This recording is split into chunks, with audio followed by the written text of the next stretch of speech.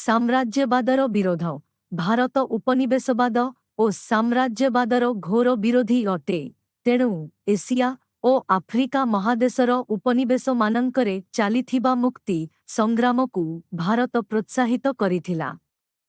ଆମ ଦେଶର ପ୍ରଥମ ପ୍ରଧାନମନ୍ତ୍ରୀ ପଣ୍ଡିତ ଜବାହରଲାଲ ନେହେରୁ କହିଥିଲେ ଯେ ଉପନିବେଶବାଦ ଆଫ୍ରିକା ଓ ଏସିଆ ମହାଦେଶ ପାଇଁ ସବୁଠାରୁ ବଡ଼ ବିପଦ ଏବଂ ଏହାକୁ ହଟାଇବା ନିତାନ୍ତ ଆବଶ୍ୟକ। ବର୍ଣ୍ଣ ବର୍ଷବୈଷମ୍ୟ ନୀତିର ବିରୋଧ। ପ୍ରତ୍ୟେକ ମନୁଷ୍ୟର ସମାନତା ଓ ସ୍ୱାଧୀନତାଜନିତ ଅଧିକାରରେ ଭାରତ ବିଶ୍ୱାସ କରେ।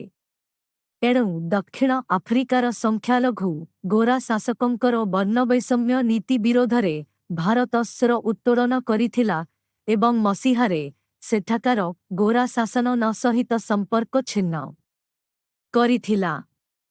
ମାନବାଧିକାର ସୁରକ୍ଷା କ୍ଷେତ୍ରରେ ସଂଯୁକ୍ତ ରାଷ୍ଟ୍ରସଂଘର ସମସ୍ତ ପଦକ୍ଷେପକୁ ଭାରତ ସମର୍ଥନ କରୁଥିଲା। ଆର୍ଥିକ ପ୍ରଗତି ଉପରେ ଗୁରୁତ୍ୱ। ପ୍ରତ୍ୟେକ ଦେଶ ପାଇଁ ଆର୍ଥିକ ପ୍ରଗତି ନିତାନ୍ତ ଆବଶ୍ୟକ।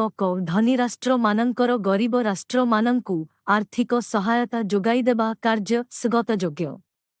କିନ୍ତୁ ଆର୍ଥିକ ସହାୟତା ଯୋଗାଇବା ମାଧ୍ୟମରେ ଗରିବ ରାଷ୍ଟ୍ରମାନଙ୍କୁ ଶୋଷଣ କରିବାର ଅଭିପ୍ରାୟକୁ ଭାରତ ଘୃଣା କରେ।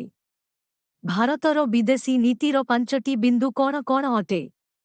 ଏହାର ଉତ୍ତର ହେଲା: 1. ଗୋଷ୍ଠୀ ନିରପେକ୍ଷତା। 2. ଶାନ୍ତିପୂର୍ଣ୍ଣ ସହାବସ୍ଥାନ। 3. ସାମ୍ରାଜ୍ୟବାଦର ବିରୋଧ। 4. ବର୍ଣ୍ଣ ବର୍ଷବୈଷମ୍ୟ ନୀତିର ବିରୋଧ। 5. ଆର୍ଥିକ ପ୍ରଗତି ଉପରେ